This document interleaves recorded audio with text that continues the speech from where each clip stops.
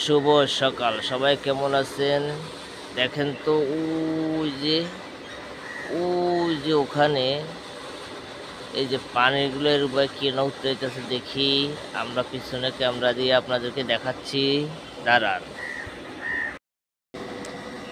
এই যে দেখেন, এটা হলো একটা মৎস্য খামার। এখানে সকালবেলায় মাছগুলা যেন ঘুমিয়ে না থাকে, তারা যেন এক্সারসাইজ করতে পারে, মাছগুলোকে লাড়া দেওয়ার জন্য, অক্সিজেন দেওয়ার জন্য, মানে একটা মেশিনারি যন্ত্র দ্বারা পানিকে সঞ্চালন করা হচ্ছে। তো মাছগুলো যে বুঝতে পারবে যে হ্যাঁ, এখানে মানে জোয়ার ভাটার মতন পানি করছে, এই জন্য এগুলো করা হচ্ছে। এটা মৎস্য চাষের একটা প্রক্রিয়া।